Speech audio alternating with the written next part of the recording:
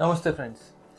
आज हम जानेंगे कि सर्जरी के कितने टाइम बाद बच्चे अपनी फिजिकल एक्टिविटी रिज्यूम कर सकते हैं। मैं डॉक्टर विशेष दीक्षित हूँ, पीडियाट्रिक सर्जन हूँ, पुणे में प्रैक्टिस करता हूँ। अक्सर पेरेंट्स पूछते हैं कि सर्जरी किया तो ये बच्चा कब नॉर्मल हो जाएगा।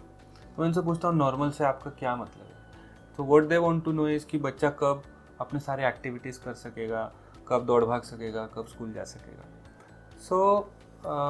बच्चों में सर्जरी के बाद फिजिकल एक्टिविटी कब से स्टार्ट कर सकते हैं, दैट डिपेंड्स ऑन कि सर्जरी किस टाइप की हुई है।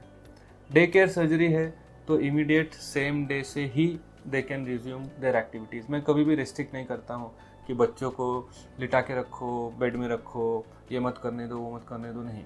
ये डे केयर सर्जरी के बाद बच्चे अपने घर जा सकते हैं और जो वो करना चाहते हैं वो कर सकते हैं। सिर्फ मैं ये एडवाइस देता हूँ कि पट्टी है तो पट्टी गीली मत करो, पानी में मत बैठो। और जब तक ड्रेसिंग है, हमने स्टिच नहीं निकाले हैं, तब तक मैं बोलता हूँ कि इनको आप बाहर खेलने मत भेजो। कभी मार लग गई या किसी ने पट्टी खींच दिया या स्टिच खींच दिया तो प्रॉब्लम हो सकती है। लेकिन घर के अंदर की सारी एक्टिविटीज़ बच्चे सेम डे से कर सकते हैं।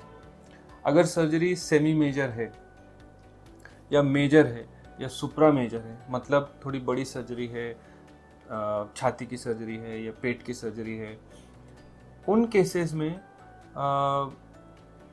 बच्चों को थोड़ा टाइम लगता है रिकवर होने के लिए।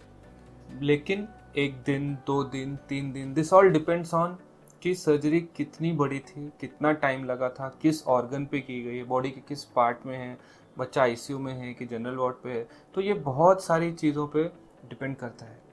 लेकिन सर्जरी के सेम डे या सर्जरी के एटलीस्ट नेक्स्ट डे से मैं ये इंसिस्ट करता हूँ कि बच्चों को उठाया जाए और उन्हें थोड़ा चलाया फिरा जाए, क्योंकि अगर वो बेड में पड़े रहते हैं तो उनकी रिकवरी को भी ज़्यादा टाइम लगता है। क्योंकि ऐसा होता है कि सर्जरी के बाद ना हमारी इंटेस्टाइन्स भी सो जाती है और उनकी एक्टिविटी आने में फिर थोड़ा टाइम लगता है, और जब तक उनकी एक्टिविटी प्रॉपरली आती नहीं हम लोग खाना पानी स्टार्ट नहीं कर सकते। और वो एक्टिविटी स्टार्ट करने के लिए एक बहुत ज़रूरी चीज़ है कि बेड से बाहर निकला जाए। तो ऐसा देखा गया कि जो बच्चे सर्जरी के बाद बेड में ही पड़े रहते हैं, जो अक्सर थोड़े बड़े बच्चों के साथ होता है, बेड में पड़े हैं, हिलने को तैयार नहीं है, तो उनकी इंटेस्टाइन की एक्टिविटी थोड़ी लेट आती है। तो वी ऑलवेज इंसिस्ट कि जितना जल्दी हो सके बच्चों को एम्बुलेट किया जाए, उनको थोड़ा चलाया फिराया जाए, बाथरूम में जाके सुसु किया जाए, बेड पे बेड पैन लगा के ना दिया जाए। ऑफ कोर्स उसमें यह ध्यान देना होगा कि बच्चा ये करने में फिजिकली कैपेबल है कि नहीं। उसकी कहीं पैर की सर्जरी हुई है तो डेफिनेटली वो उठ के चल नहीं सकता। ये सब चीज़ें आपके डॉक्टर डिसाइड करेंगे। लेकिन ध्यान देने वाली बात यह है कि जैसे हम बड़ों में देखते हैं कि सर्जरी के बाद उनको ज़्यादा आराम की ज़रूरत होती है, ऐसा बच्चों में नहीं रहता है। यूजुअली वो सेम डे से अपनी एक्टिविटीज़ रिज्यूम कर सकते हैं। और हाँ, अगर सर्जरी लैप्रोस्कोपिकली की गई है या रोबोटिकली की गई है तो ओपन सर्जरी के कंपैरिजन में तो बच्चे और जल्दी अपने एक्टिविटीज़ में आ सकते हैं। स्कूल कब भेजना चाहिए सर्जरी के बाद, यह आता है अगला सवाल। तो इसके जवाब में मैं कहता हूँ कि एक बार स्टिचेस निकल जाएं उसके बाद आप बच्चों को स्कूल भेज सकते हैं।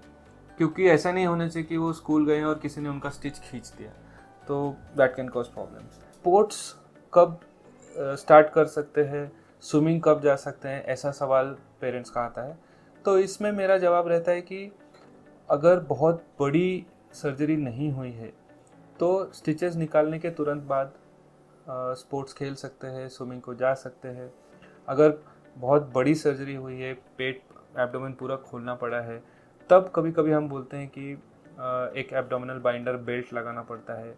एटलीस्ट फॉर अ मंथ हम लोग एडवाइस करते हैं कि आप कॉन्टैक्ट स्पोर्ट्स, मतलब फुटबॉल, क्रिकेट, जिसमें चोट लगने की चांसेस है, वो महीने भर के लिए हम लोग अवॉइड करने के लिए बोलते हैं।